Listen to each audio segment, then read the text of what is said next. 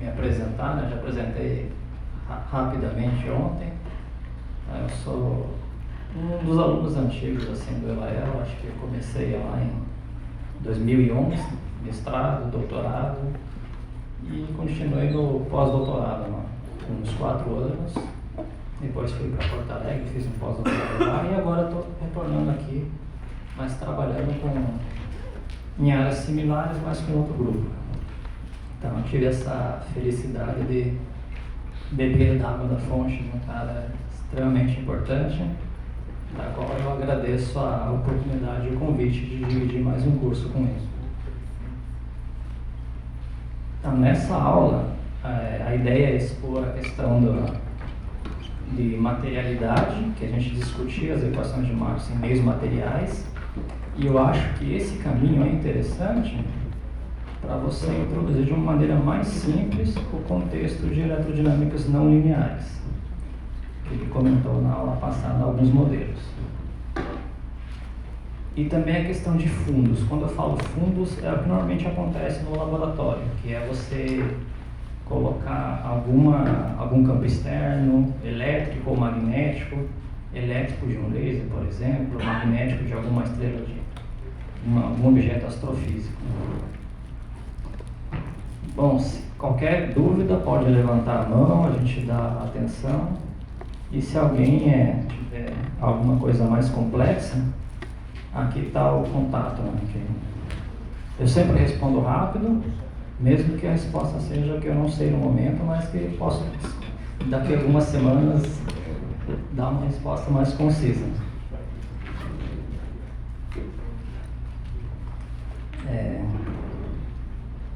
Bom, esse aqui é o sumário da apresentação. A ideia é fazer uma breve contextualização, ressaltar que acho que todos os slides no final da escola devem ser adicionados, então tudo que eu colocar aqui vocês vão ter disponibilizado depois. Contextualização, no fundo, é você se situar qual é a área que você vai trabalhar. Em seguida, a gente vai falar de meios materiais, algumas classificações básicas, introduzindo o que é o vetor de polarização, magnetização, as chamadas relações constituintes, que são os vetores D e H, para alguns materiais mais simples. Com isso, a gente faz uma conexão de eletrodinâmicas não lineares, apresentar os modelos mais simples e também alguns que não são muito conhecidos, mas que estão aparecendo atualmente. E os efeitos quando você coloca um fundo eletromagnético. Normalmente, uma eletrodinâmica não linear, na presença de campos externos, acaba trazendo uma fenomenologia muito interessante que se está buscando em laboratórios ou observações astrofísicas. E por último, as conclusões. Bom, aqui é a breve contextualização. Quando eu digo breve, eu sou bem honesto mesmo, porque é só um slide. Não tem como fazer muita coisa depois da aula do Elael, né? A aula que ele deu é quase toda a contextualização de você buscar extensões do eletromagnetismo de Maxwell em diversas áreas. Então ele fez toda uma revisão histórica da questão da luz e também os inúmeros modelos que você pode mexer na eletrodinâmica de Maxwell. Ou seja, existe vida além de Maxwell. E essa vida pode ser em dimensões extras, pode ser em baixas dimensionalidades, pode ser na matéria condensada, pode ser motivado na cosmologia, pode ser na astrofísica e com campos intensos. Ou seja, existem diversas situações. Aqui a gente vai focar num setor desses modelos de eletrodinâmicas não lineares. E os objetivos desta aula que eu coloco aqui é classificar os meios materiais através de suas relações constituintes. Quando eu coloco alguns, não são todos, mas a maioria deles vocês conseguem descrever dessa maneira simples. Apresentar a descrição geral de eletrodinâmicas não lineares. Então aqui eu vou dar um bônus, porque a gente não vai discutir um modelo, a gente vai discutir todos os modelos. Então o objetivo talvez é que vocês saiam dessa aula podendo propor o seu próprio modelo. Mas outra coisa é publicar, né? Aí tem que contextualizar o seu modelo a ponto de ser publicado. Mas a ideia geral dá para entender. E quando eu conversei assim com o Léo, a gente falou, vamos fazer um curso que seja acessível ao nível da graduação. Então a gente pode, sempre é possível complicar. Então o difícil é simplificar. E aqui a gente escolhe a formulação vetorial, que é mais simples, mas poderia ser feito essas contas, e eu também já fiz elas na pós-graduação, no contexto da relatividade especial, com tensores, quadrivetores, essas coisas. Então dá para fazer sim, mas aqui a gente vai adotar uma abordagem mais simples. Então vamos dizer assim, o nosso estado fundamental seria o estudante que está lá na graduação, no 5º período, no 6º. Esse é o objetivo. Apresentar alguns modelos, os básicos que quando você ouve falar de eletrodinâmica não linear, você tem que saber que existiu esse modelo. E alguns outros que têm diferentes motivações. Em seguida, discutir os efeitos na presença de campos elétricos, campos magnéticos, esses externos, e também mais na próxima aula, eu vou falar de quando você coloca um meio material. Que uma coisa é você ter um campo externo, campo magnético, mas também ter um meio não trivial. Que daí o meio pode também, às vezes, competir com a não linearidade, no sentido de ajudar ou atrapalhar. Então a gente vai estudar um modelo isso em que a gente coloca em xeque não linearidade de um lado e coletividade do outro. Seguindo. Bom, uma breve revisão só para a gente até fixar as notações do eletromagnetismo de Maxwell. Primeiro você tem a lei de Gauss, divergente do campo elétrico. Aqui acho que dá para ver, mas era para estar em negrito, né? Então os vetores estão em negrito. Daí você tem a lei de Gauss, que diz que há uma densidade de carga elétrica produzindo um campo elétrico. Aquele dt, a derivada temporal, que é rotacional do campo elétrico, é menos a derivada temporal do campo magnético. É a lei de Faraday, indução. Em seguida, o rotacional do B é μ0j mais 1 sobre c ao quadrado, onde c é a velocidade da luz, vezes a derivada temporal do campo elétrico, que é a lei de Ampère-Maxwell, e sendo J a densidade de corrente elétrica. E por último, o divergente de B igual a zero, dizendo que não existe monopolo magnético. Você pode colocar isso aqui na forma integral e apresenta que a integral numa superfície fechada desse campo é igual a zero, dizendo que o fluxo do campo magnético é igual a zero. Ou seja, toda linha que entra na superfície, ela sai. Então você tem uma coisa que vai circulando nessa superfície. Ou seja, você não teria uma estrutura tipo monopolo magnético. E se fosse um monopolo, seria tudo saindo ou entrando.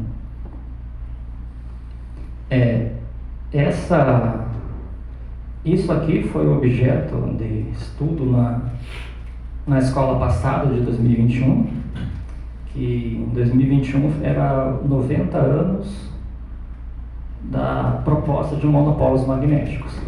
Então, acho que eu, o Elael e o Felipe demos um mini curso e a gente discutiu bastante essa ideia do Dirac, do trabalho de 1931, que é o famoso 3 em 1, né? Ele introduz o conceito da antipartícula, ou seja, existe uma partícula igual ao elétron, só que tem a mesma massa, só que a carga oposta, que seria o pósitron. Posteriormente, em 32, o Anderson descobre o pósitron. Então isso foi extremamente fundamental, até para cacifar um pouco a equação de Dirac. Mas tem um outro resultado importante que se falou, é que o Dirac buscava muito se o elétron é elementar ou não. Seja aquela discussão da constante de estrutura fina ou até da elementaridade do elétron. Então, uma coisa, na época, se perguntava por que toda partícula observada era o número inteiro da carga do elétron. Era mais, menos ou zero. E ele mostra nesse trabalho de 31 que a presença de um monopolo magnético poderia explicar a quantização da carga elétrica.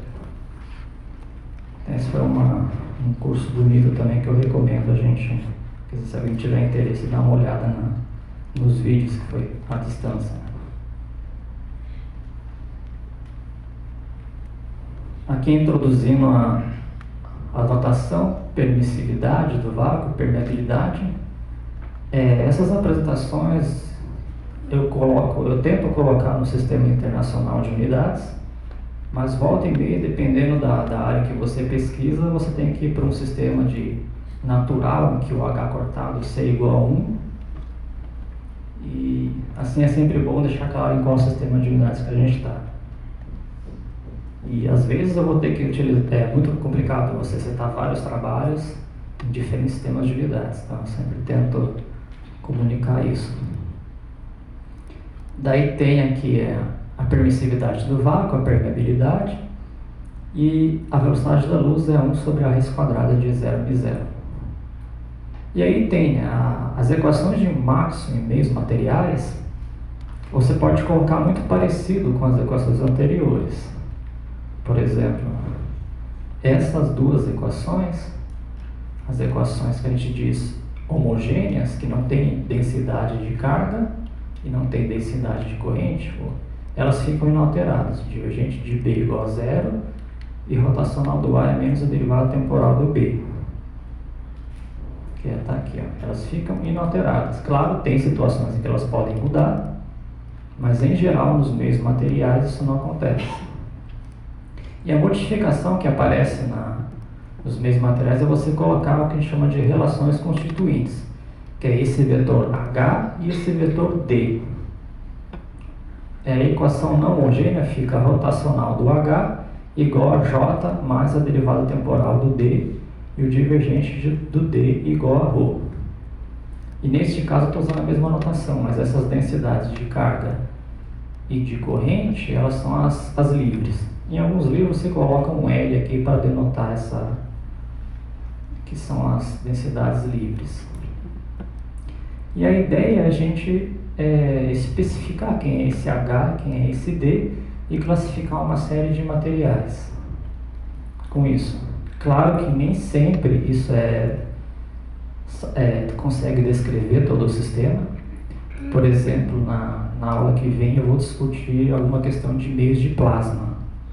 Então, em meio de plasma, você precisa, por exemplo, especificar como que é a equação do fluido, como que o fluido responde a um campo eletromagnético, se esse fluido tem pressão, tem temperatura, daí você tem que especificar a equação de estado.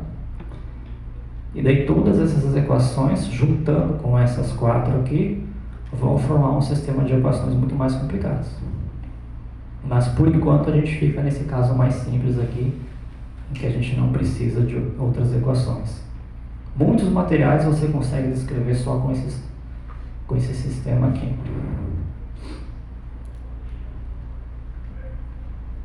Bom, definindo as relações constituintes que a gente chama desses vetores D e H, você pode escrever eles como ε0E mais o P, que é o que eu chamo de polarização, e o H é 1 sobre M0B menos M, que é a nossa magnetização. Ou seja, a polarização e a magnetização seria uma espécie de resposta do teu meio material.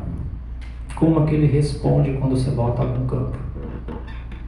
Esse é o caso mais simples, que é o que normalmente se vê na graduação, que são os chamados meios lineares e isotrópicos. Lineares porque a relação entre E e P é linear, daí aparece essa constante aqui, que é a letra grega Ki, que de S é na susceptibilidade elétrica. E aparece uma relação muito similar entre a magnetização e o campo magnético, e a relação aparece esse Ki de M como sendo a susceptibilidade magnética. Só um minutinho aqui que eu vou passar a lista dele. de presença.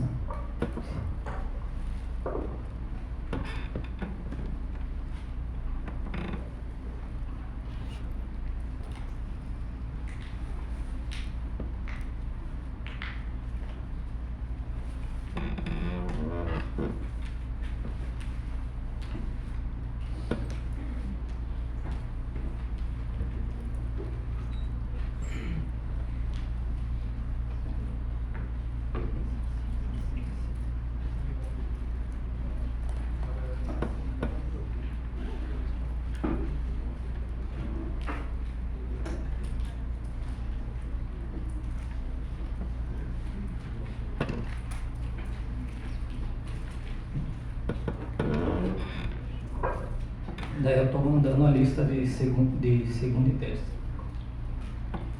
Vai passando, né?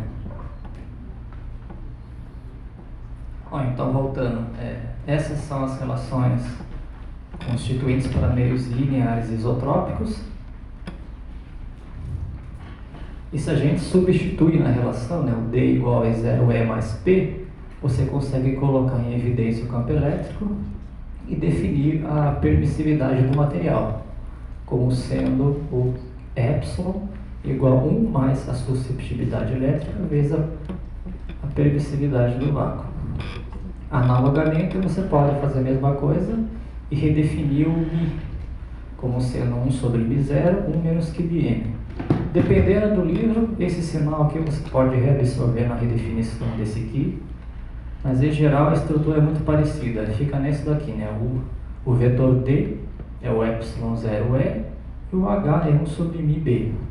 Então, como eu disse, isso aqui é o que normalmente a gente estuda na graduação, que são os meios lineares e isotrópicos. Iso é igual e trópico no grego, o acrônimo seria a mesma direção. Então seria igual na mesma direção, no sentido em que o que eu quero dizer é que se você coloca um campo elétrico na direção x, ele vai gerar um vetor D na direção x. Mas um campo elétrico na direção y não vai gerar um D na direção x. É sempre na mesma direção. Então é isotrópico. E a mesma coisa para o campo magnético. Então isso aqui sempre, pelo menos o que eu vi, mas também converso com alguns alunos de iniciação científica, aparece naqueles capítulos de meios dielétricos, isolantes, condutores. O nosso objetivo aqui é a gente sair um pouco disso, e entrar em discussões um pouco mais avançadas, mas não a ponto de sair da graduação. E aqui começa um caso não trivial, que é os chamados meios lineares e anisotrópicos. Anisotrópicos no grego seria desigual. E entra em cena duas questões. A primeira, essas matrizes Kid e J. A gente utiliza aqui, quando você tem, por exemplo, dois índices repetidos aqui em J, tem um somatório implícito. Essa é a notação do Einstein. Então, tem somatório em J aqui, tem somatório em J aqui. E o nosso I e J vai de 1, 2 e 3, com o 1 sendo a coordenada x, o 2 a y, a 3 a z. E aqui a gente vê a ideia. A relação entre o campo elétrico e a polarização continua sendo linear.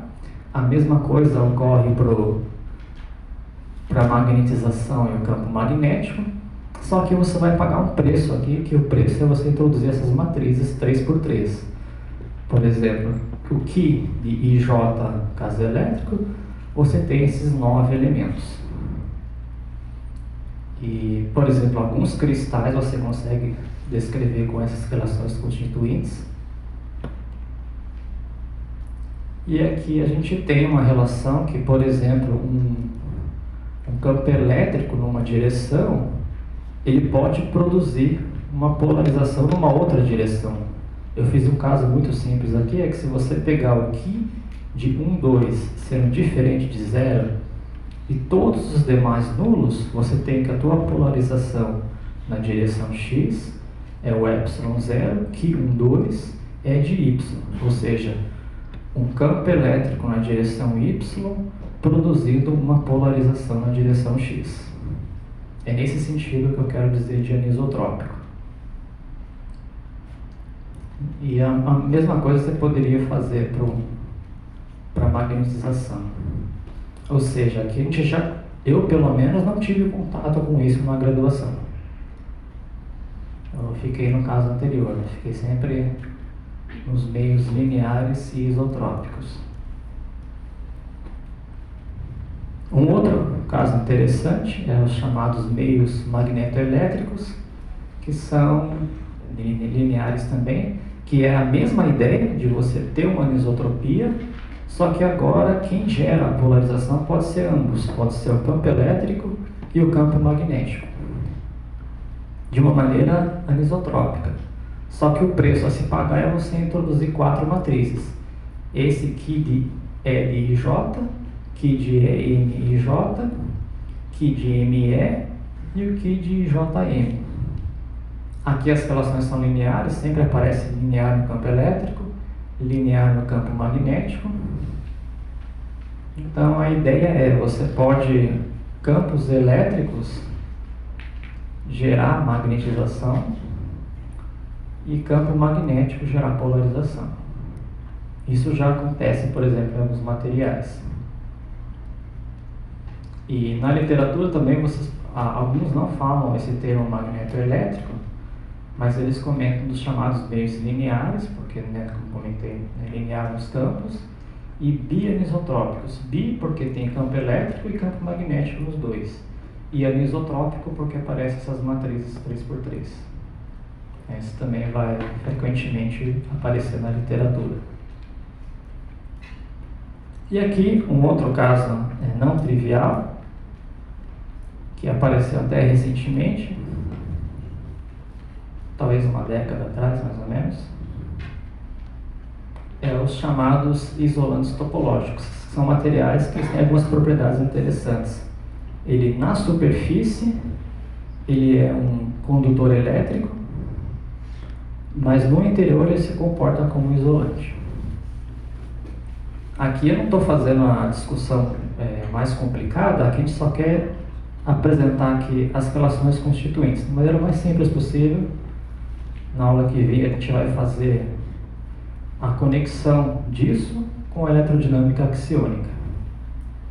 A gente vai mostrar como que o áxion, a teoria do áxion, que é motivada mais pela matéria escura, ela pode ser aplicada ou pode descrever esses isolantes topológicos. Topológico porque você vai ter que, se fosse fazer uma descrição mais complexa, entender por que ele é condutor numa superfície. Então aí você teria que introduzir o conceito de topologia, de o que é uma deformação de uma superfície. Entra também em cena simetrias de reversão temporal, simetrias Z2, teorias de grupo. Então descrever esses materiais é um belo trabalho de iniciação, por exemplo, uma coisa que envolve muita matemática, mas aqui eu apenas só coloco, olha, boa parte dos isolantes topológicos são descritos por essas relações constituintes. Relações constituintes bem simples até, onde o D é o εE, esse ε é a permissividade do material, o H aparece 1 sobre μd, e aqui a novidade é esse alfa zero, que é no fundo a constante de estrutura fina alfa vezes a raiz quadrada de ε0 μ0, onde alfa no SI é essa combinação, é quadrado, 4π ε0, H cortado C. Isso é aproximadamente 1 sobre 137. Então, amanhã a gente vai mostrar que, na verdade, o áxion, ele é, no fundo, esse alfa zero aqui. Então, a novidade é que no D aparece D, o campo magnético, mas de uma maneira linear. E a mesma coisa acontece no caso do H.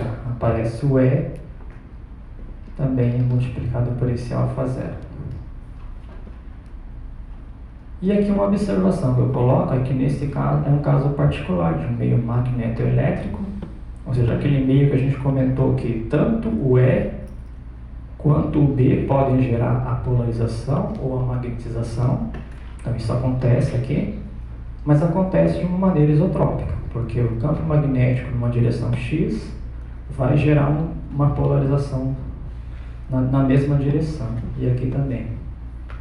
Então a gente pode imaginar que o isolante topológico, no fundo, ele está dentro da categoria magnetoelétrico, mas com isotropia.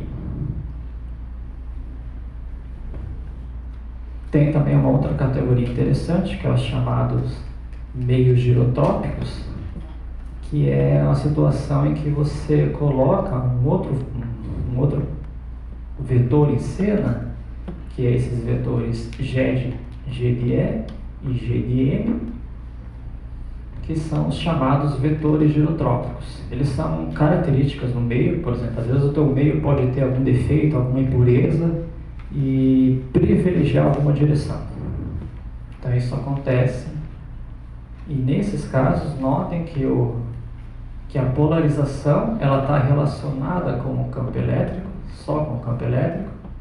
Aqui aparece um termo de anisotropia, e se fala de girotrópico porque a polarização ela é girada, né? Aparece no produto vetorial do G com o E.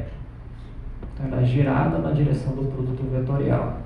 E a mesma coisa acontece com a magnetização.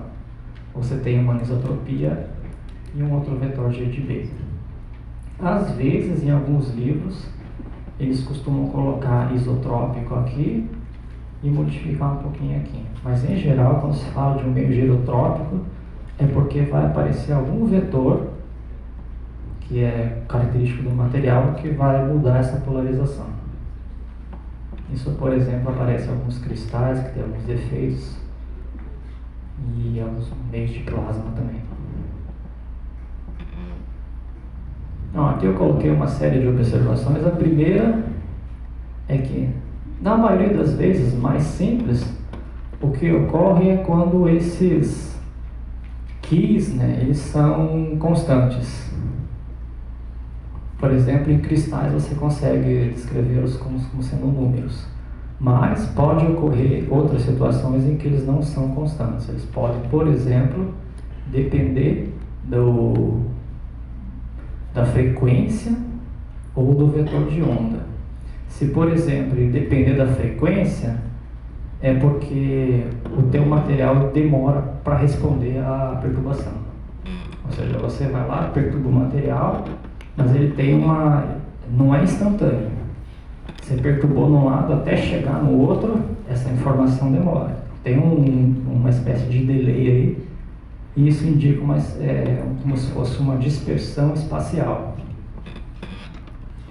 O outro caso é quando depende do vetor de onda K. Nessa situação, lembrando a relação que o K é 2π sobre lambda, você teria uma espécie de dispersão espacial.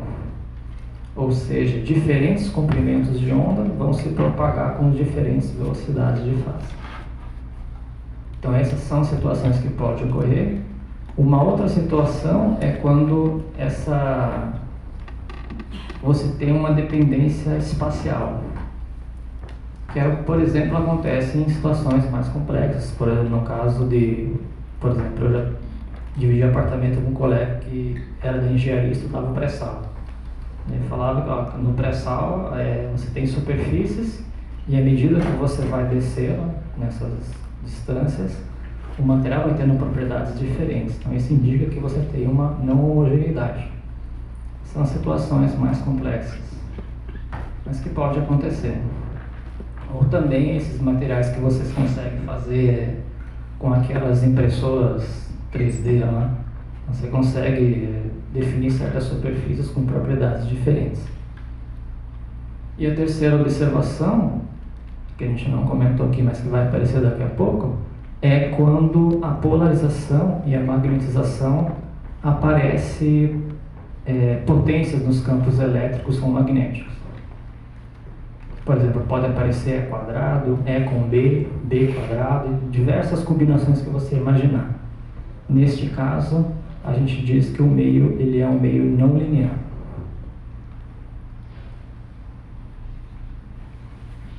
Essa aqui são algumas referências. Eu tenho bastante referências de eletromagnetismos em meios não lineares, mas eu selecionei algumas assim, que eu acho que vale a pena mencionar.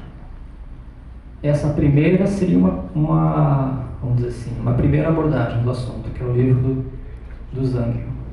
Ele é meio 2013, mas em comparação com o que a gente costuma utilizar da década de 40, 50, ele já é um pouquinho mais novo, né?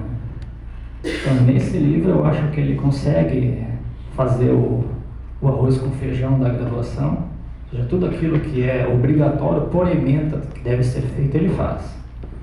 Mas ele também apresenta algumas sessões que extrapolam um pouco. Por exemplo, ele fala dos isolantes topológicos, coloca também alguns exercícios muito interessantes que tem soluções. Então, acho que se alguém quer fazer o básico da graduação, mas também ter a possibilidade de ir além de uma maneira sutil, né? Não tão assim, não precisa fazer uma iniciação científica em meios materiais, acho que ele é um livro que eu recomendaria e eu adotei em alguns cursos que eu dei na pós e com alguns alunos de iniciação que eu orientei.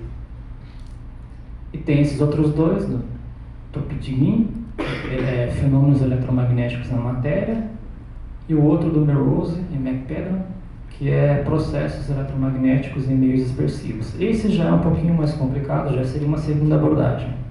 Já é para alguém que vai de fato entrar na área e quer ver com maiores detalhes como essas definições que eu coloquei vão afetar as relações de dispersão e especificar os materiais. Acho que isso vale a pena. Só uma pequena pausa para hidratação aqui.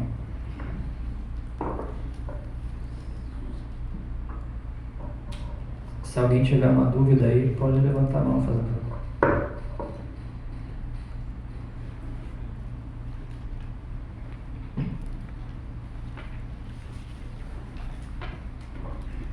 Beleza? Então, vamos seguir em frente. Agora começar um assunto novo, que é a questão das eletrodinâmicas não lineares, e aproveitar o know-how que a gente tem dos meios materiais. E aí fica clara a conexão. Em geral, você pode descrever qualquer eletrodinâmica não linear através de uma função, que eu chamei aqui de LNL. Ele é uma função de duas quantidades, do F e do G. O F, essa diferença, essencialmente é o campo elétrico menos o campo magnético. E o G é o produto escalar. Esse fator meio aqui depende da convenção, então não é tão relevante. Mas o importante é que apareça E2 sobre C2 menos B2 e um E escalar B. E por que a gente escolhe isso? Tem dois requerimentos. O primeiro é respeitar a relatividade especial. E o segundo é garantir que o fóton não tenha massa. Se a gente fica com essa função só dessas quantidades, isso é satisfeito. É mais simples de entender isso quando você, por exemplo, está no contexto de tensores. É quase que imediato. Quando eu falo de respeitar a relatividade, é o seguinte. O campo elétrico medido por um observador, que, por exemplo, está em repouso, ele é diferente do campo elétrico medido por um observador que está em movimento relativo. Então você muda tanto o campo elétrico quanto o campo magnético. Mas essas quantidades aqui, se você fizer as transformações do observador, elas ficam inalteradas. Então qualquer observador em movimento relativo vão concordar que essas grandezas são iguais. É isso que está por trás. Então, se eu pegar a transformação do campo elétrico, a transformação do campo magnético, e levar ao quadrado e fazer diferença, vai dar igual. E o produto escalar também. Então isso é que garante a relatividade especial, ou seja, a independência do observador. E a questão de não ter um fóton massivo é essencialmente que a formulação está em termos do campo elétrico e do campo magnético. Normalmente, quando você introduz um fóton massivo, ele aparece através, no caso de, por exemplo, da eletrodinâmica de Broca, ele aparece com esse potencial A ao quadrado. Então, se você já definiu em termos do A e o B, essa teoria, a princípio, não teria um fóton massivo. Para quem já chegou no curso de mecânica analítica, essa é uma das poucas vezes que eu vou falar do Lagrangiano, esse L, no fundo, ele é o Lagrangiano do seu sistema, a menos da constante μ0 aqui que a gente coloca quando trabalha no sistema internacional de unidades. Então, essa seria o Lagrangiano do teu sistema, que chega um momento que leis de Newton não dá mais. Então, você precisa, se você quer, por exemplo, descrever as interações fundamentais, precisa do formalismo de Euler-Lagrange, o formalismo hamiltoniano. Em geral, o formalismo lagrangiano é mais interessante, porque você consegue implementar mais fácil as simetrias. E essa seria a nossa lagrangiana. Aparece essa função L não linear, e aqui menos ρφ e JA, onde o ρ é a densidade de carga elétrica, o J é a corrente, e esse φ e o A, eles são o potencial escalar e o potencial vetor, que satisfaz a relação o campo elétrico é menos o gradiente do potencial escalar menos a derivada temporal do potencial vetor, e o B é o rotacional do A. Você pode mostrar que esse segundo termo aqui também respeita a relatividade se você aplicar as transformações de observadores das correntes e utilizar a conservação da carga elétrica. Esse termo aqui também não viola a relatividade. E se você aplica as equações de movimento, que seriam as equações de Euler-Lagrange, você obtém esse carinha aqui. Rotacional de 1H igual a J mais derivada temporal do D e divergente de D igual a ρ. Então aqui fica bem clara a conexão de eletrodinâmicas não lineares e um meio material. A estrutura matemática é a mesma. Só que esse H e esse D não é qualquer coisa. Ele na descrição geral ele vai depender dessa função L não linear. Na verdade, das derivadas dela. O D, ele carrega a derivada em relação a F, E0E, derivada de L em relação a G, C0B, e o H, derivada de L em relação a F, B sobre μ0, menos a derivada de L em relação a G, E sobre μ0C. Em outras palavras, se você me especifica a função L, está aqui o teu modelo, a tua eletrodinâmica não linear. Só você especificar a função. Qual é a função? É quadrática, é raiz? E essas ideias. Uma outra observação, isso é muito importante, que a não linearidade, ela deixa intocada isso aqui. A lei de Faraday fica inalterada, ou seja, o rotacional do E menos a derivada temporal do B, e o divergente de B igual a zero. Ou seja, você altera as equações não homogêneas, mas mantém as equações homogêneas. Então é nesse sentido que eu falo, né? Essa relação eletrodinâmicas não lineares e eletrodinâmicas em meios materiais. Eu coloquei uma flecha de ida e volta, porque aqui a gente começou definindo esses meios materiais e caiu aqui em eletrodinâmicas não lineares, mas você pode fazer também a volta. Algumas vezes você, como a formulação matemática é a mesma, você pode às vezes estudar alguma eletrodinâmica não linear e ela ser aplicada em algum meio de matéria condensada, que eu vou colocar alguns exemplos aqui. E aí que a gente conclui que, com essa discussão mais simples, que em uma eletrodinâmica não linear, o vácuo ele não é o vazio grego, vamos dizer assim, ele se comporta como um meio material. Você tem uma polarização e uma magnetização não trivial gerada por essa não linearidade. Daqui a observação, a segunda, que tem que ser, se você em algum momento tem que reobter a teoria de Maxwell. Então, se você pega esse L não linear, sendo apenas a função ou invariante f, e retomar nessas equações, quando L igual a f, por exemplo, aqui você teria dá 1, fica 0e, aqui esse segundo termo dá 0, esse aqui também dá 0, e aqui fica h igual a b sobre μ0. Ou seja, no caso em que essa função ela é simplesmente o invariante f, o nosso h é b sobre μ0, o d é 0e, e você substitui nas relações, naquelas equações que eu coloquei na matéria, você reobtém Maxwell. Divergente de E, ρ sobre E0, lei de Gauss, e equação de Ampère-Maxwell, rotacional de B, μ0j, mais 1 sobre C ao quadrado dtr. Ou seja, Maxwell no fundo é você colocar L igual a F.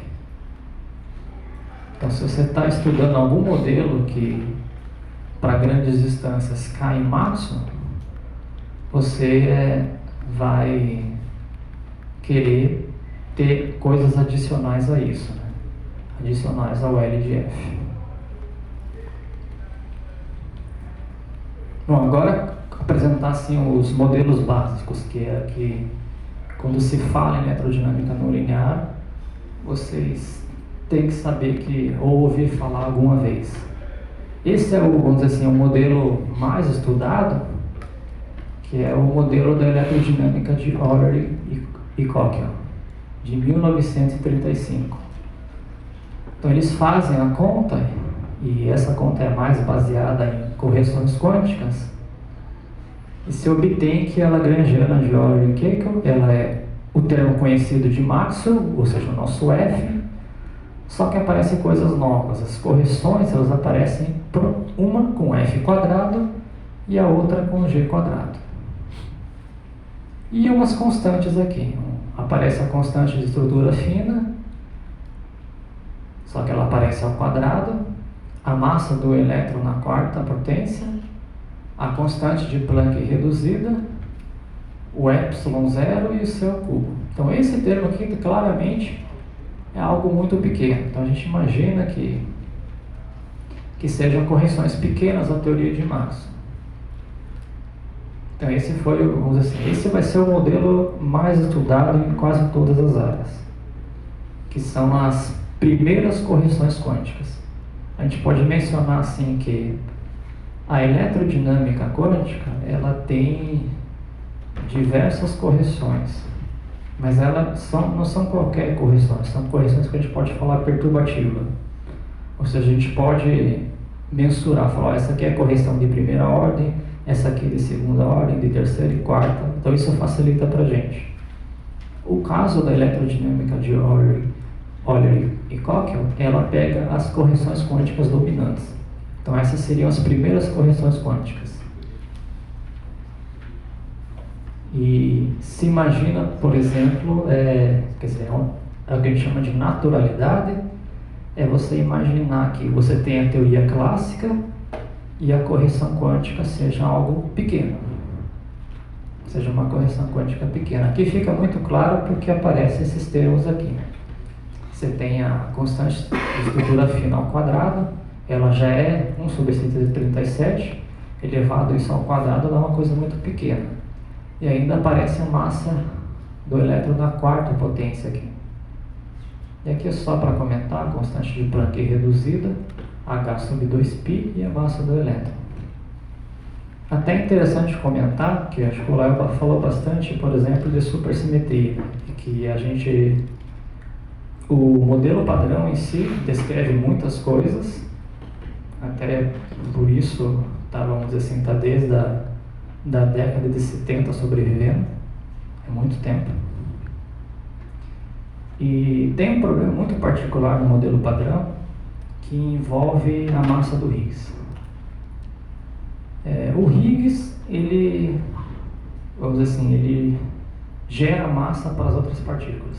Ele que, seleciona, você vai ter massa, você não vai ter massa, mas um grande problema é a massa do Higgs. Ninguém sabe explicar por que o valor dela é, por exemplo, 125 GeVs. Então, ele dá massa para todo mundo, mas a massa dele não se sabe explicar a origem. Esse é um primeiro problema. Vamos dizer assim, você coloca a mão nesse valor.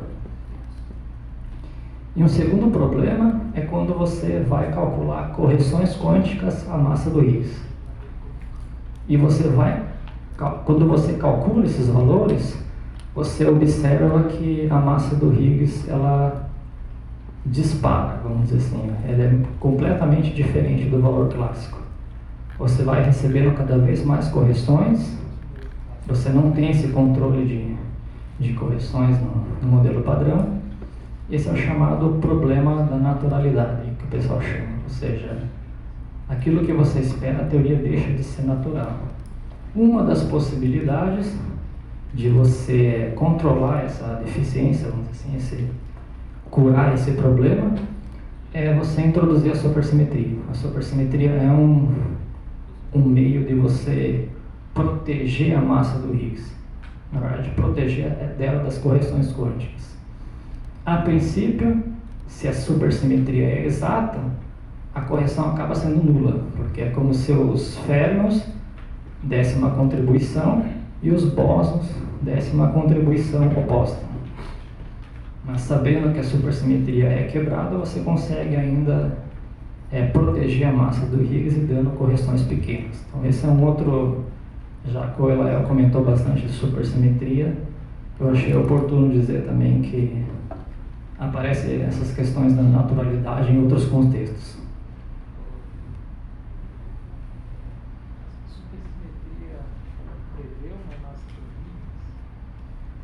Não, a supersimetria ela não prevê a massa para o Higgs, então é um problema que ela não resolve. O problema que ela resolve é com relação às correções quânticas. Ainda você, no modelo que a gente chama de modelo padrão minimamente supersimétrico, a massa do Higgs é ainda um parâmetro que você coloca a mão, mas o que ela faz no final é proteger das correções quânticas.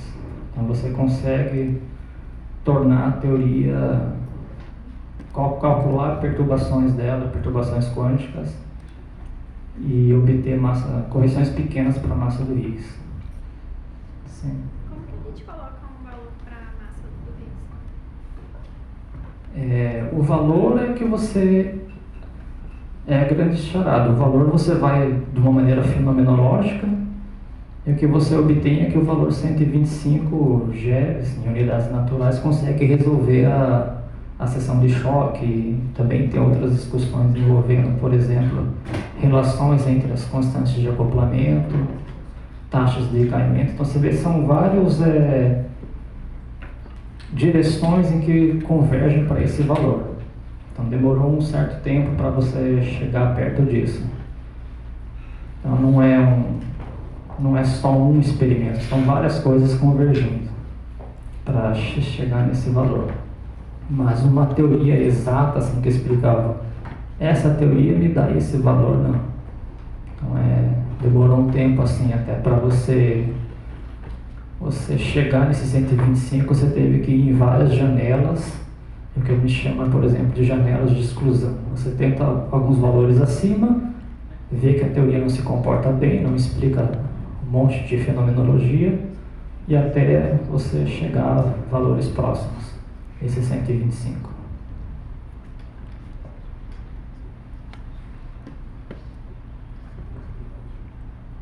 Então esse é o chamado modelo de Euler e Cockle.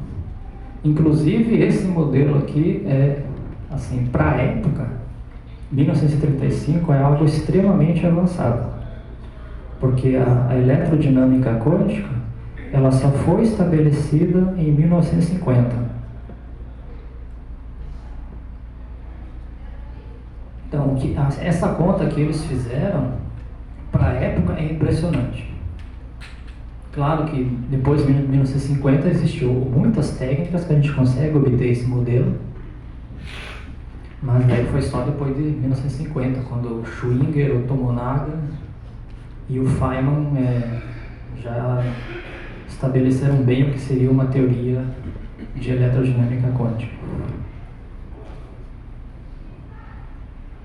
Bom, algumas observações aqui, como eu disse, a eletrodinâmica de Euler e Coquel, ela pega as correções dominantes, então você tem que se restringir a um certo limite, que é esse limite em que os campos elétricos e magnéticos, o módulo deles, tem que ser menor que esses campos elétricos críticos. Que é, acho que o Léo comentou na aula passada, que se você combina a massa do elétron, a velocidade da luz, E e H cortado, isso vai dar uma coisa que tem dimensão de campo elétrico. Por exemplo, naquela combinação M2C3 sobre H cortado dá algo na faixa de 10 na 18 volts por metro.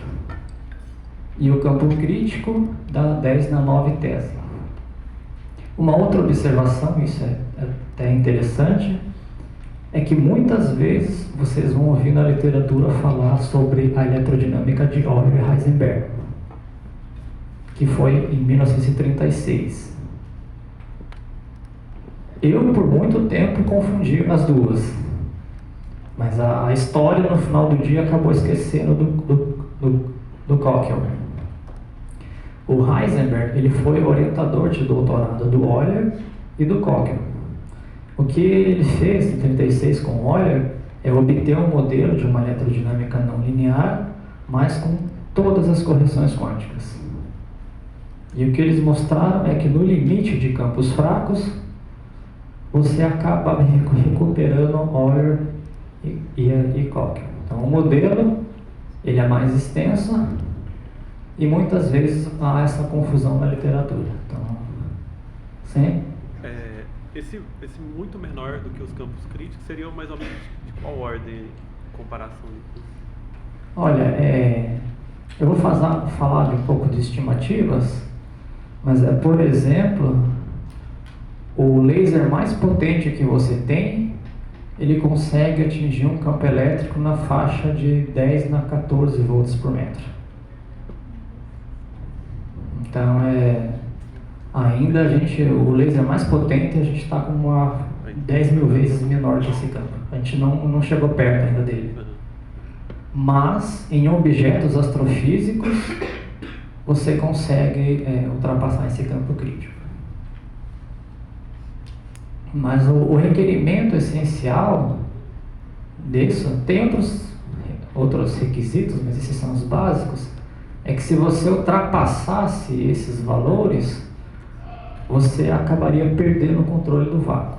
Em outras palavras, o vácuo começaria a produzir pares elétron-pósitrons e a teoria deixaria de ser válida. Pois não? Você falou que a eletrodinâmica de Euler, ela é a primeira ordem de correção quântica. Mas o que é essa correção quântica? O que está sendo corrigido ali de fato? Como é que a mecânica quântica entra e essa correção aparece? Deixa eu só voltar Está aqui. corrigindo por quê? Bom, a correção que eu falo é quando você pega e começa a acrescentar outros invariantes aqui. E a correção que está por trás disso é, por exemplo, você ter o fóton. Esse fóton ele vai decair em partículas virtuais num intervalo de tempo muito curto, e essas partículas vão produzir correções não lineares. Então é isso que está por trás. Daí como que essas correções aparecem, ela vai ser mensurada essencialmente na ordem da constante de estrutura fina. Então à medida que você vai para correções superiores, aparecem potências superiores na constante da estrutura fina. Então ela é um parâmetro para você dizer tal correção é pequena, tal correção é grande. Essa seria a correção de primeira ordem. Então o que está por trás é que quando se você sai do conceito de teoria de partícula e você substitui por campo, tudo é campo. Então tem campo do elétron, tem campo do fóton, tem campo do pósitron, que é a antipartícula do elétron. Esses campos interagem, as excitações deles produzem partículas, que é o que você vai interpretar como partículas. E você pode produzir o que a gente chama de uma partícula virtual, que ela aparece e desaparece, mas num intervalo de tempo muito curto.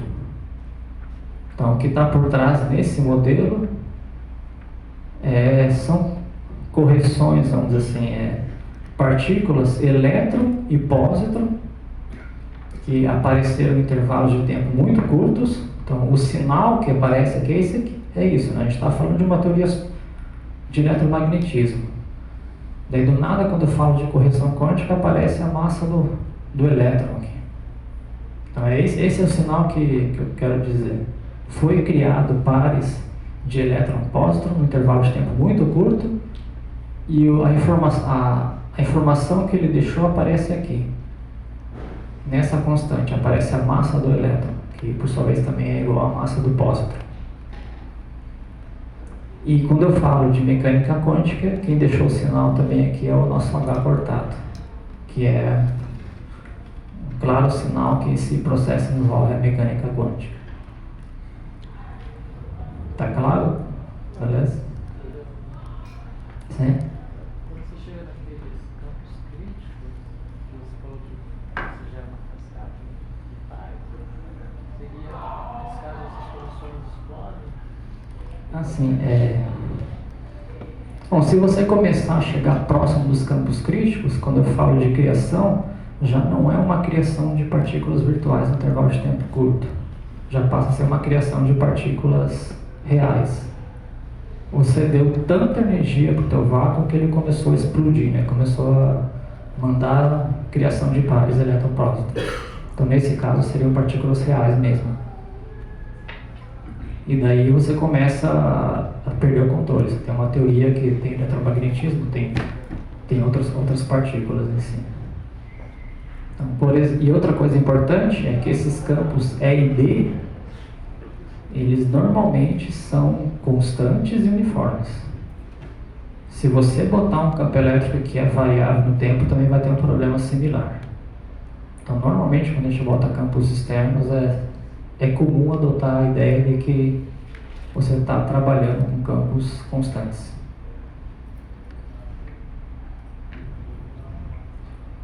Bom, se você substituir, só voltar aqui, a gente tem essa definição do nosso Lagrangiano de Euler-Keckel e substitui naquelas equações, das equações do D e do H, né? Você tem agora, aparece um termo aqui de F quadrado e G quadrado, e a gente sabe quem é F quadrado e G quadrado. E o cálculo que se obtém é esse daqui, né? A gente tem que o nosso D é o ε0e, claramente aparece correções não lineares, ó, que a correção é quadrado vezes E, B quadrado vezes E, aqui é escalar B vezes B. Eu só defini essa constante aqui para absorver aqueles números que apareciam. Fica mais simples assim. Então, claramente, se você olhar, o nosso D tem uma polarização não trivial, ou seja, tem uma resposta, o teu vácuo agora ele responde como se fosse um meio material, uma resposta não trivial, né? não linear ainda. Analogamente, você gera uma magnetização, e aqui fica muito claro que essa conexão de meios materiais elerodinâmicas não lineares. Você consegue fazer de uma maneira simples, fazendo essas comparações de relações constituintes. Então, essas aqui são algumas referências. Eu vou citar bastante archives aqui, porque é algo acessível e de graça. Às vezes, se você vai tentar baixar na revista, paga $40, $50, R$200. Ou também pode utilizar a livraria Gênesis ou Science Hub. Mas, enfim, normalmente a maioria dos autores colocam no archive. Às vezes até antes de mandar para a revista. Então tem esse trabalho do Euler Heisenberg, que foi traduzido para o inglês.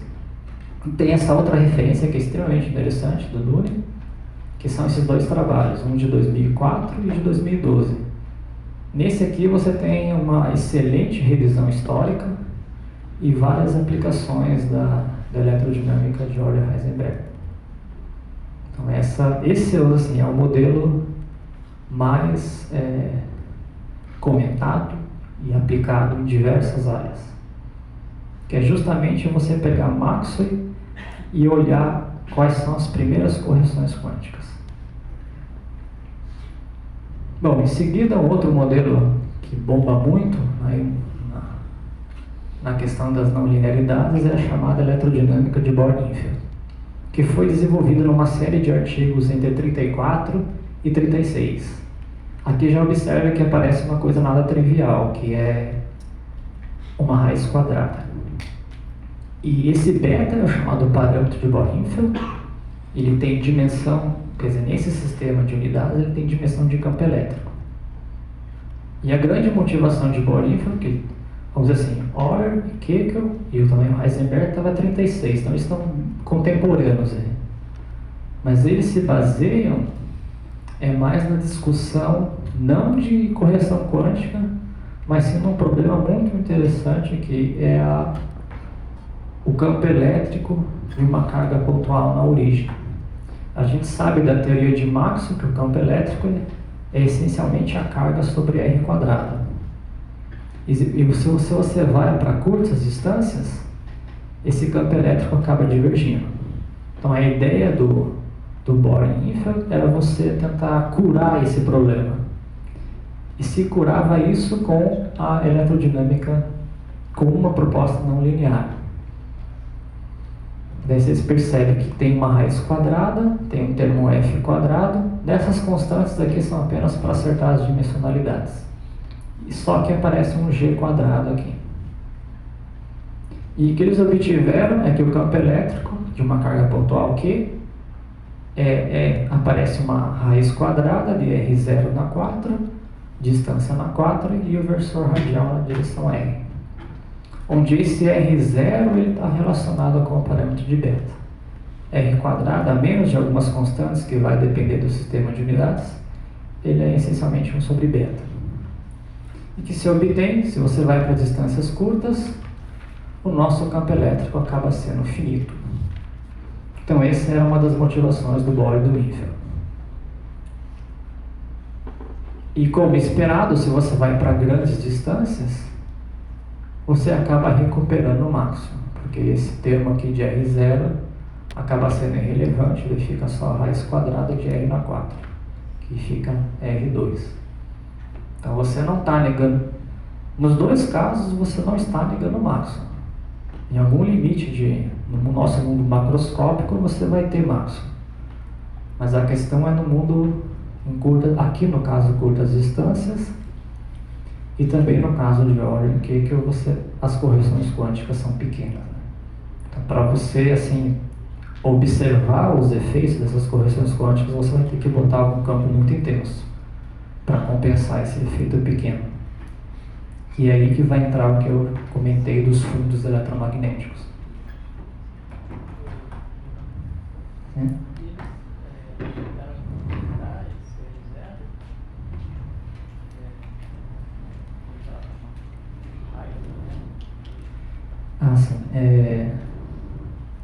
Só voltar aqui.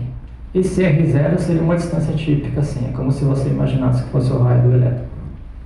Na verdade, a eletrodinâmica de Bohr-Infield tem também uma outra questão aqui envolvida, que é a chamada autoenergia do elétron. Se você pegar a densidade de energia do campo elétrico e calcular e fazer a integração, esse negócio também dá problema, tem uma divergência. E você, com um campo elétrico finito, na origem você conseguiria curar o que a gente chama de problema da autoenergia do elétron, mas associado a um campo eletrostático. Então esse R0 é uma distância típica, assim, de como se fosse um raio do elétron. Então tanto o campo elétrico como a autoenergia do elétron seriam aqui finitas. Mas eu achei mais simples falar em termos do campo elétrico, que é algo mais intuitivo, assim. Mas tem sim outras singularidades aí que ele se preocupava. Bom, como eu comentei, você não está negando o máximo. Então, se coloca o limite de beta tendendo a infinito, ou seja, beta muito grande, você recupera o máximo. Você pode pegar aquele modelo pegar a raiz quadrada, fazer a expansão dela, e você vai ver que no limite sobra apenas justamente o termo de Maxwell, ou seja, o L de F de Bohr-Infield é aproximadamente o F. O que também já era intuitivo aqui, né? Se a gente pegasse 1 sobre beta, se o beta é muito grande, o R0 tendendo a zero, e aí você teria o nosso campo elétrico de uma carga pontual tipo conhecido da teoria de Maxwell.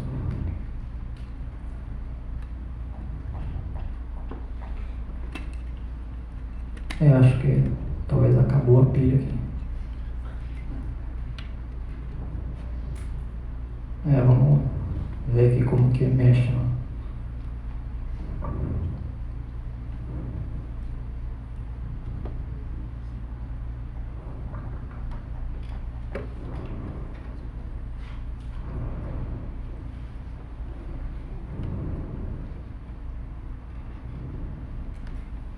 Assim. A segunda observação, que essa também foi um comentário que o Eliel fez, que é a respeito de a eletrodinâmica de Bohr-Infield, ela é reinventada, ela reaparece no contexto da teoria de cordas. A gente, inicialmente, o nosso cenário atual é o seguinte: a gente substitui o conceito de partícula por um conceito de campo. E flutuações do campo são partículas. É o nosso cenário atual, é aquilo que está sendo testado. Pois não? É só fazer uma pergunta, porque você falou que esse eletromagnetismo resolveu o problema da autoenergia do elétron, né? Sim. Você sabe dizer se nesse eletromagnetismo, então, surgem problemas com a reação de radiação, que nem no eletromagnetismo clássico? Certamente. Você cura o problema, às vezes resolve. Quer dizer, você resolve um problema e aparece outro. Então essa questão da radiação, da autoenergia, ele não chegou a atacar com Bohr-Infield. Tem várias questões da teoria de Abram-Lorentz, mas com Bohr-Infield não deu certo não. Parecia que talvez nesse diverte no campo, talvez não tivesse problema da reação de radiação. Eu acho que nem tudo, né? Às vezes isso acontece bastante, por exemplo, com o modelo padrão. O modelo padrão tem vários problemas, mas às vezes você coloca uma extensão e você resolveu apenas um e não consegue resolver os outros. Então, nesse caso, o Bohr-Infield resolve os problemas da singularidade de Maxwell, mas não resolve outros problemas.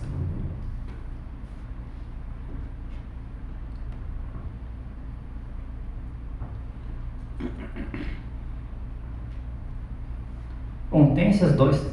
Então, retornando, o nosso contexto atual é de campos. Então, campos consegue descrever bem, teoria de campos descreve bem boa parte das interações fundamentais. Interação nuclear fraca, nuclear forte, eletromagnetismo, gravitação clássica, vamos dizer assim. E teoria quântica de campos está conseguindo dar conta de muitas fenomenologias dos experimentos de colisores.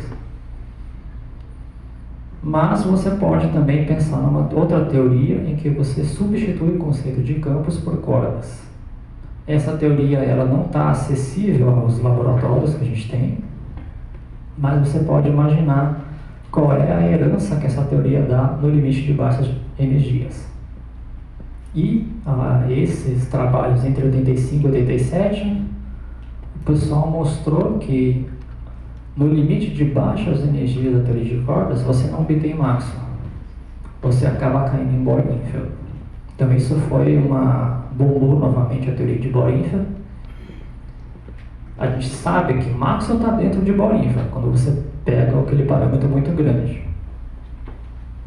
E aí houve uma renovação, vamos dizer assim. Muita gente começou a estudar esse modelo aí. E aqui eu coloquei essa tese do Sérgio, que ele defendeu em 2009 no CDPF, e nesse site CDPF Index você pode baixar ela. Bom, essencialmente esses são os modelos mais básicos, que é Euler e Kekl, com Euler-Heisenberg e também Bohr-Infield. Então, esses são aqueles que vocês têm que ouvir falar alguma vez. Agora eu coloco outros modelos que não são tão badalados, mas que vão mostrando diferentes motivações. O primeiro é essa chamada eletrodinâmica exponencial, que é quando aparece uma função exponencial ali, né? Tem o nosso exponencial de um termo com f e termo com g quadrado. E essa letra zeta é um parâmetro adimensional. Ela foi inicialmente estudada no contexto de buracos negros, ou seja, quando você pega a gravitação de Einstein e acopla com uma eletrodinâmica não linear, ela tem algumas soluções bem peculiares. Então, esse autor End, ele nesses archives de 2014, ele mostra essa eletrodinâmica exponencial, algumas soluções. Às vezes pode ter, eu particularmente não cheguei a trabalhar nessa direção, outros colegas já fizeram, mas que tem algumas modificações no horizonte de eventos ou algum cálculo de entropia do buraco negro. E posteriormente, esses outros autores, o Elael e também o Patrício Gaité, do Chile, colaboradores de longa distância temporal, em 2014 eles também analisam essa eletrodinâmica exponencial, só que no contexto que quando você tem um zeta diferente de zero, quando tem aquele termo g quadrado. E aí se calcula a permissividade, permeabilidade, os vetores de polarização, magnetização, mas nesse caso eles mostram que o campo elétrico não é finito na origem. Então não é qualquer modelo de eletrodinâmica não linear que vai salvar aquela singularidade.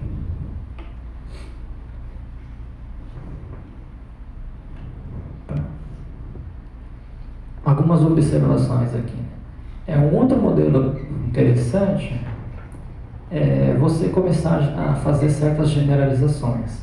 Essa aqui é chamada eletrodinâmica do tipo Bohr-Infield, que você pode generalizar Bohr-Infield, só que você paga um preço. Você vai introduzir um espaço de parâmetros P, que aparece no expoente, um número zeta e um parâmetro beta.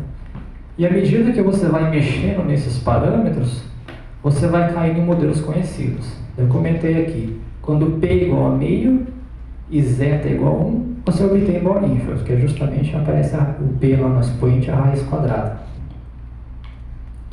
Quando você pega P tendendo ao infinito, você obtém eletrodinâmica exponencial. Então, nesse sentido, você consegue analisar o que a gente chama de uma classe de modelos. Só analisando esse espaço de parâmetros. Por exemplo, em alguns trabalhos, mostraram que para P entre 0 e 1, o campo elétrico fica finito na origem. P maior que 1, você já perde, já começa a ser singular. Então você pode estudando esses espaços de parâmetros e obter diferentes modelos. E a segunda observação é uma ideia mais prática, vamos dizer assim. Eu não quero saber exatamente qual é o modelo fundamental, mas eu só estou interessado nas correções quânticas dominantes. Então o que eu pego? Eu faço essa aproximação efetiva, né? Eu pego o nosso L não linear e faço potências de F e G, Fi, GJ e esse A e J sendo constantes. Então no fundo eu pego só, por exemplo, F quadrado, ou G quadrado, ou FG. Então essa seria uma abordagem mais prática, em que eu não estou interessado na física fundamental, mas eu quero só pegar as primeiras correções. Bom, um outro modelo que eu acho que vale a pena comentar, que eu por exemplo, descobri recentemente,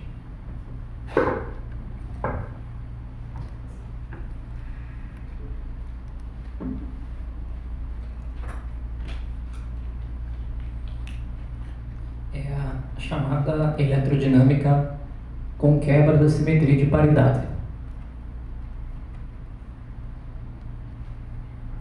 que é a situação em que você pega os termos com F quadrado, G quadrado e FG. E tem essas constantes Q1, Q2 e Q3. Esse modelo foi muito estudado do ponto de vista fenomenológico.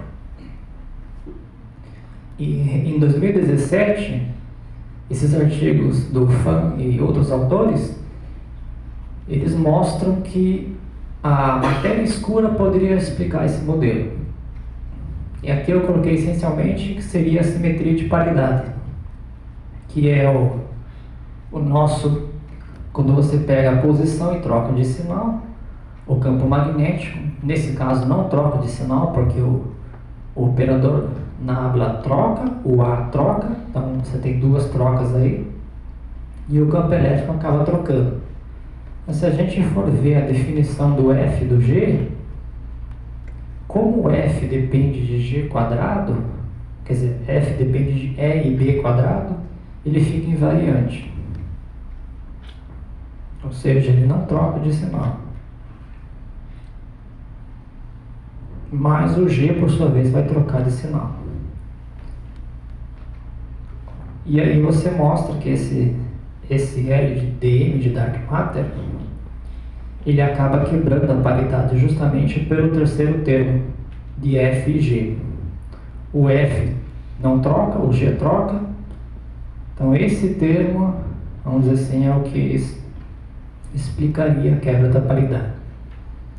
Todos os modelos anteriores que eu introduzi apareceriam G quadrado. Então, o G quadrado é justamente para você preservar a paridade. Essa é a ideia. Mas existe, assim, como eu coloquei esse exemplo, que é um caso em que você acaba quebrando a paridade. E essa quebra acontece pela matéria escura. Só que onde é que aparece a matéria escura aqui? Apareceria nesses coeficientes QC1, QC2 e QC3. Esses coeficientes vão carregar, por exemplo, a massa da matéria escura, as constantes de acoplamento, como que a matéria escura se acopla com a matéria tradicional, elas estão camufladas nessas constantes. Aqui tem um outro modelo, só para a gente continuar, que é mais algo recente, que o Mário Neves, da Federal Rural, o Patrício do Chile, o Elael, a gente fez um trabalho que ainda não foi publicado, está ainda na batalha assim, com a revista, na verdade a gente nem recebeu ainda o parecer, que existem certos materiais na matéria condensada em que elas estão trazendo um eletromagnetismo não linear. E esse é um caso típico, que tem uma função bem complicada, parece uma função Ln do logarítmico. Essas constantes alfa e d, que são constantes, são características do material. E aqui aparece também, você nota que tem uma raiz de menos f, né? Então ali tem um problema que quando você tem, não acontece no material, mas poderia aquela raiz trazer um número complexo. Nesse material específico isso não acontece, porque sempre o campo magnético acaba sendo maior que o campo elétrico. E aí é um caso bem típico que a gente tenha, que é aquela relação que eu comentei de eletrodinâmicas não lineares e meios materiais. Aqui a gente faz o caminho de meios materiais para eletrodinâmicas não lineares. Então a gente tem um modelo que foi, nesse artigo a gente explica, os autores publicaram recentemente um PRL discutindo esses materiais e a gente mostra outros resultados. Que a gente calcula como que ficaria a permissividade, permeabilidade, a polarização, a magnetização desses materiais. Ou seja, a gente traz o nosso know-how teórico para o pessoal da matéria condensada também. Nesse trabalho de N, Black e Balatsky, de 2014, você vai encontrar uma revisão de materiais de Dirac. E esse outro também, Archive do Sorokin, de 2021, essa é uma boa referência se alguém quiser ver uma revisão de eletrodinâmicas não lineares. O próprio Sorokin tem um modelo de uma eletrodinâmica não linear baseado na simetria de dualidade conforme. Acho que vale a pena, assim, a gente ver diferentes motivações, né?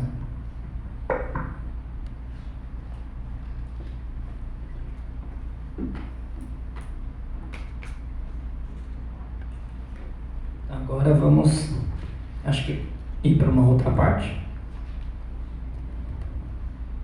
que é a questão do espalhamento luz-luz. Bom, toda eletrodinâmica não linear ela vai introduzir correções do fóton com o fóton, ou seja, a luz espalhando a própria luz. Essa seção de choque ela foi calculada inicialmente em 1935, justamente por Euler e Koch, só que foi um cálculo para pequenas frequências. Depois, a Kisier, Landau e Pomerancho, em 1936, fazem um cálculo para altas frequências. Na verdade, o cálculo para pequenas frequências foi a tese do Euler, tese de doutorado do Euler sobre a orientação de Heisenberg. E esse trabalho de Kisier foi a tese de doutorado dele sobre a orientação do Landau.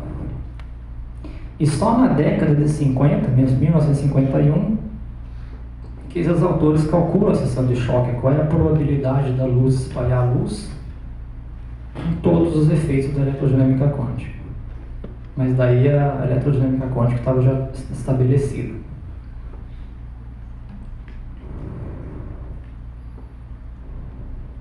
Bom, essa discussão do espalhamento luz-luz ela é retomada no contexto de aceleradores de partículas, que em 2013 o David Leterrier e o Silveira eles propõem, olha, vamos procurar esse espalhamento luz-luz em colisões ultraperiféricas.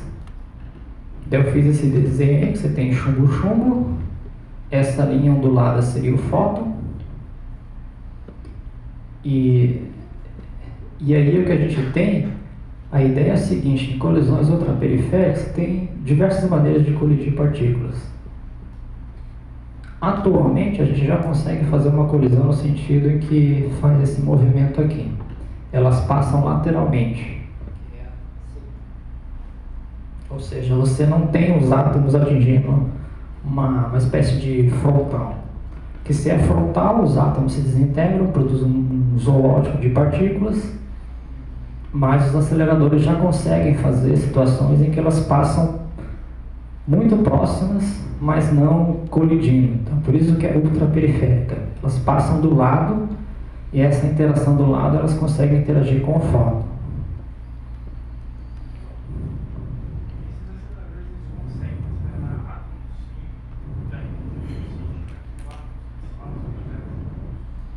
Sim, nesse caso, nessa colisão ultraperiférica, bom, aqui foi a proposta, 2013.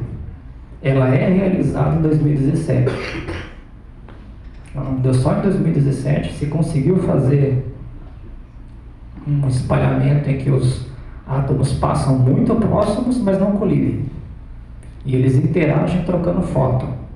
E aqui a gente vê que tem 4 linhas onduladas que seriam 4 fótons, indicando não linearidade. Então isso é realizado experimentalmente em 2017 na colaboração Atlas.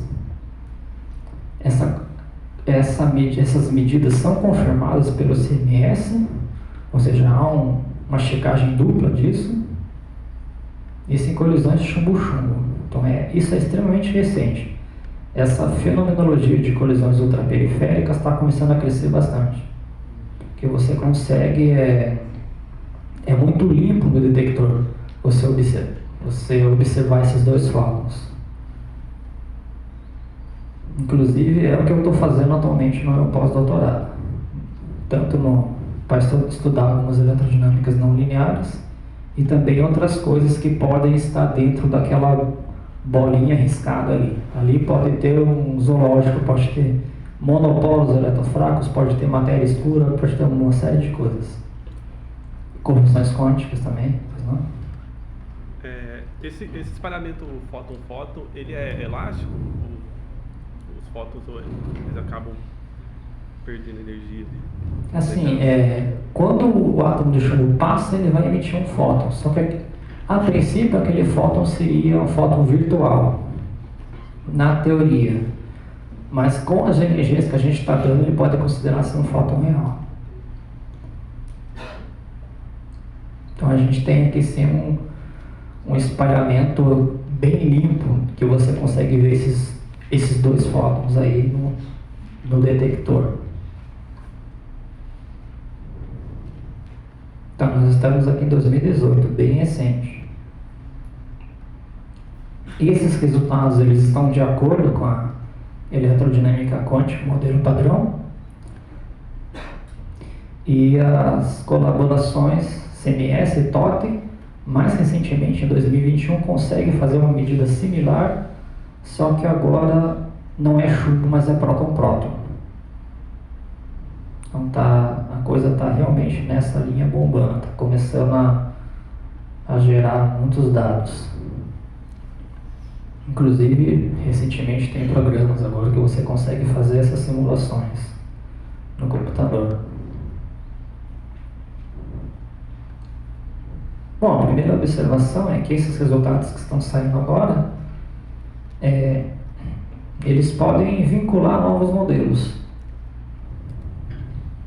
Por exemplo, esse trabalho do Ellis e outros autores, logo que saiu o resultado do Atlas, eles publicam um artigo e mostram que a teoria de Bornfeld, o parâmetro beta estaria nos 100 GeVs, gigaelectronvolts. Então você consegue utilizar os dados e vincular os parâmetros dos novos modelos. E atualmente existem outras motivações para investigar o espalhamento luz-luz. Como eu comentei, matéria escura, monopólio eletrofraco, assimetria matéria-antimatéria, que pode estar relacionado com o monopólio eletrofraco. E esse aqui é um artigo de revisão, que eu coloquei do Ellis, Mavromatos, Roloff e Wu.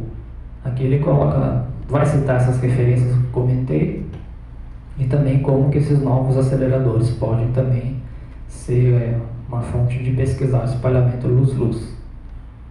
Talvez vai demorar um pouco, acho que o colisor circular vai estar em 2050. Mas já é bom, a teoria você já pode fazer a conta. Vamos entrar então para um último tópico, que é a questão de fundos eletromagnéticos, que é a situação que normalmente a gente observa no experimento.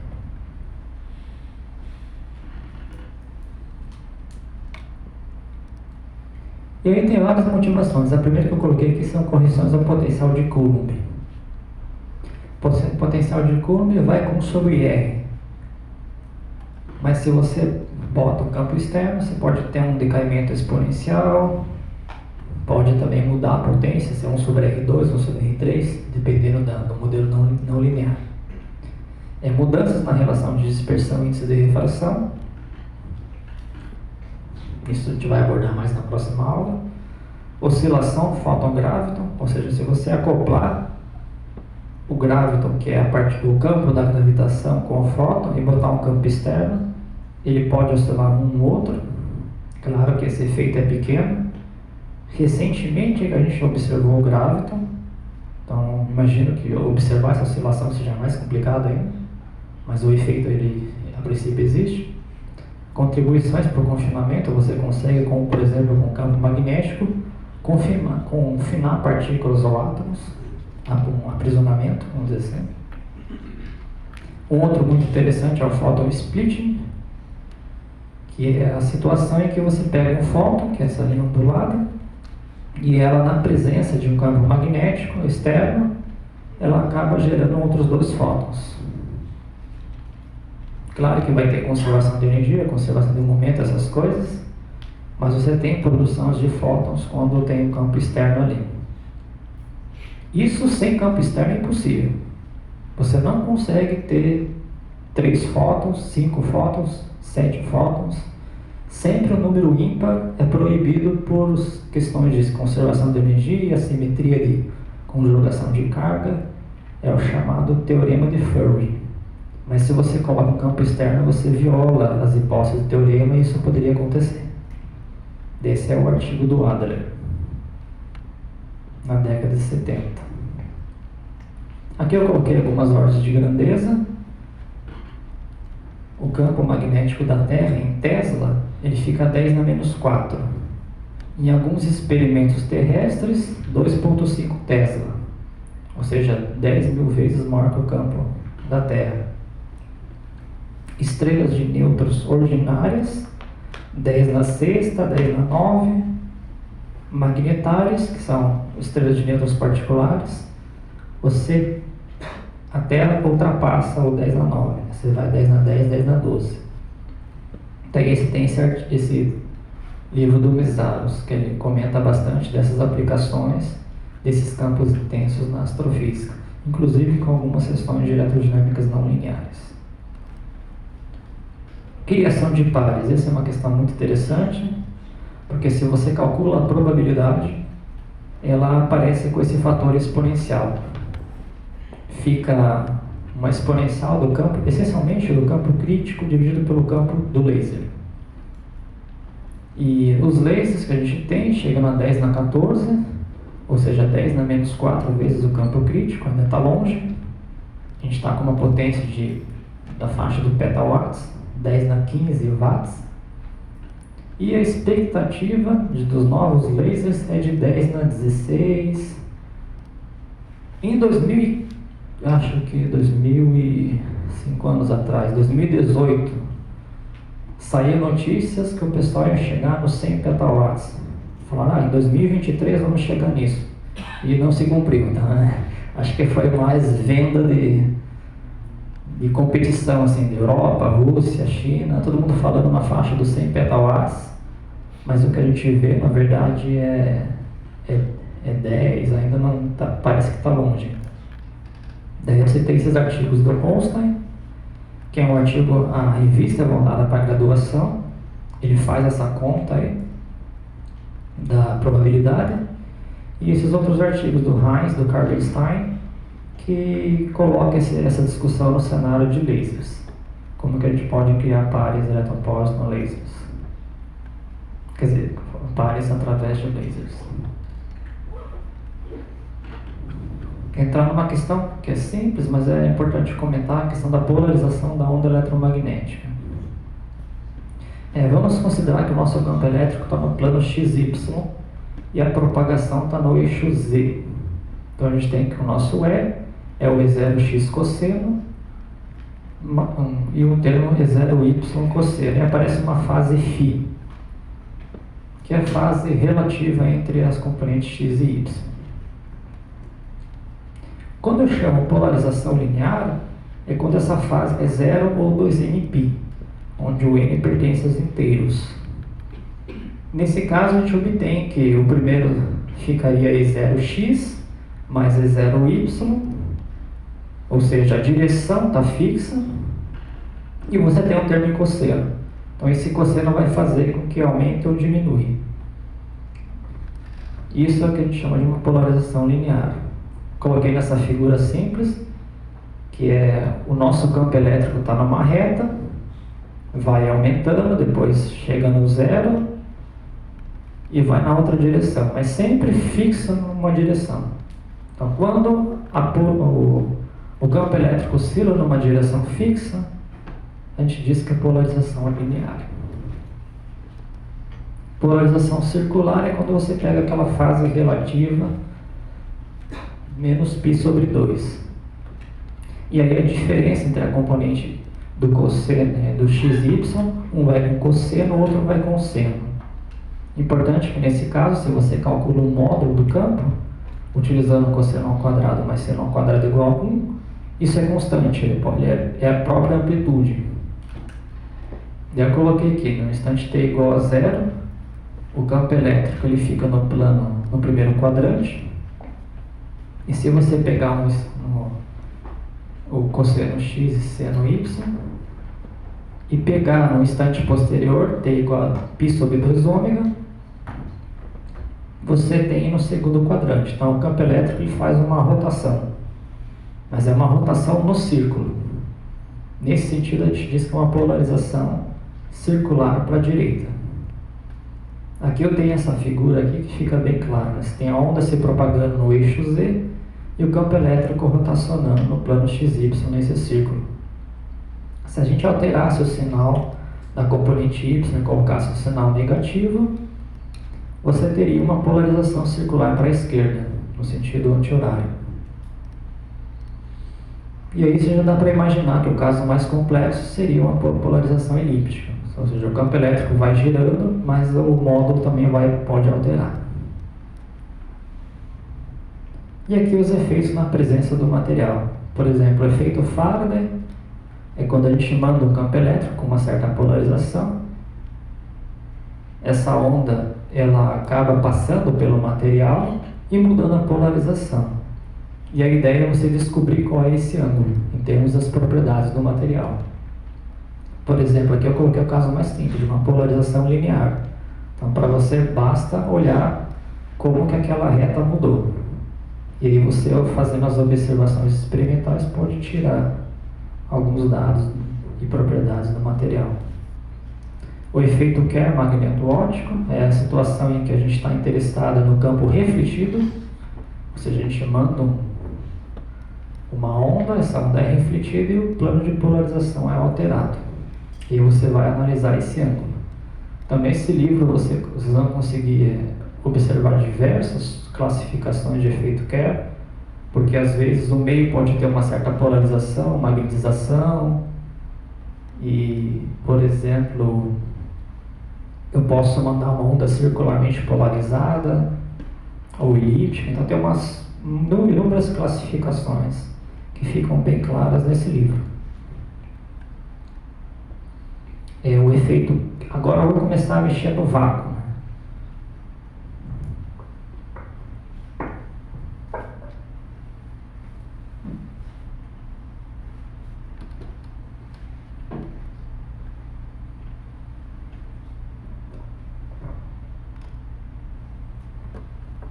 Bom, no vácuo tem também o efeito Kerr, mas não é exatamente o efeito Kerr anterior, que no fundo é você comparar índices de refração.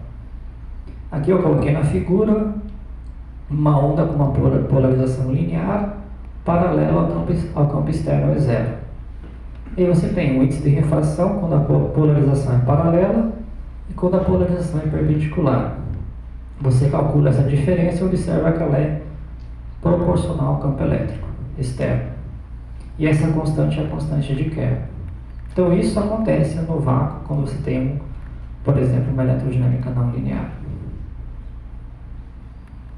O efeito Cotton-Morton, que é o análogo anterior, só que agora com campo magnético, e essa é a constante de Cotton-Morton. Isso é o efeito mais buscado experimentalmente com o campo externo. O outro efeito magnetoelétrico, que é a situação em que você tem ambos campos externo, elétrico e magnético. Só que nesse caso eles estão perpendiculares. E daí você observa que o índice de refração, a diferença fica proporcional ao módulo de E0B0 vezes uma constante KME.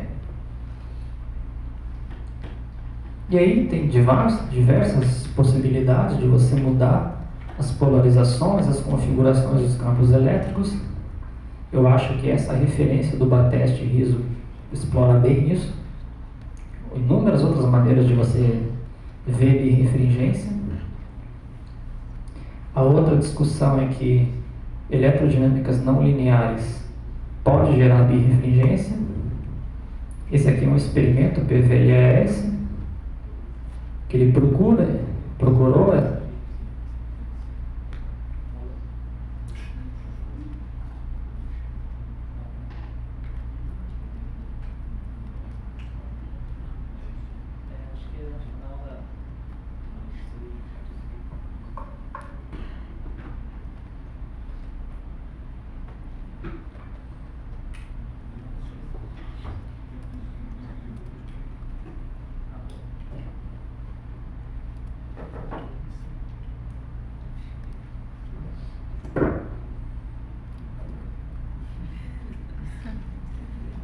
Eu também estou ficando já com a garganta meio ruim.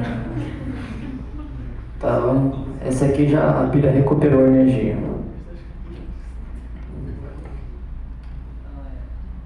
Tem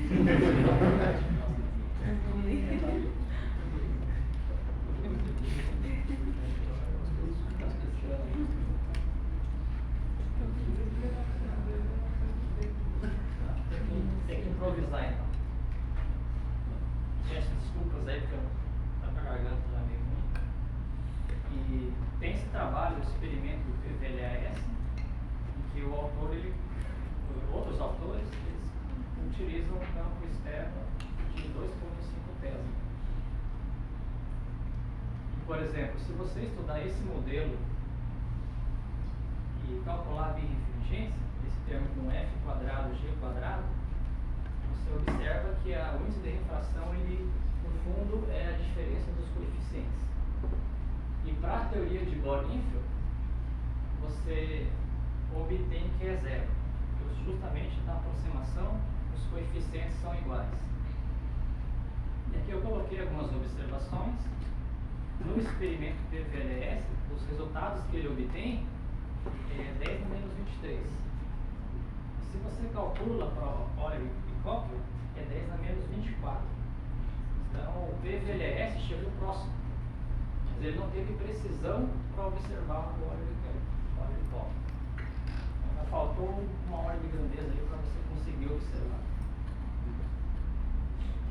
Uma outra questão é: matéria escura pode gerar birrefringência? Esse é um trabalho que foi feito recentemente com o Jefferson, que é o paixão dele. Provavelmente vai defender a tese esse ano, no ano que vem. E a gente mostra que se você acopla a teoria de Bohr-Infield com matéria escura, ela passa a ser birrefringente. E a birrefringência aparece com essa, em termos desse G e desse N, que é a constante de acoplamentos áxion-fóton e a massa do áxion. Então esse negócio de Bohr-Infield tem birrefringência, isso é no contexto em que você está só Bohr-Infield. Se acoplar com alguma coisa, poderia gerar uma birrefringência. As conclusões, a gente viu que muitas classificações de meios materiais, como os vetores D e H, essa conexão de que a não linearidade faz com que o vácuo tenha um comportamento de um meio não material, isso utilizando os vetores de polarização e magnetização. Acho que essa estrutura matemática fica muito parecida, fica bem simples. E os efeitos de campos elétricos e magnéticos, que é a situação que você está no laboratório ou está fazendo uma observação astrofísica, aí você consegue tirar bastantes efeitos. É isso aqui. Bom, aqui eu tenho que colocar o agradecimento da FAPERJ, que é quem paga a bolsa, né? Está comentando. E aqui, obrigado a todos pela atenção. E está aí o contato, né? Se alguém tiver alguma dúvida, te respondo. Valeu.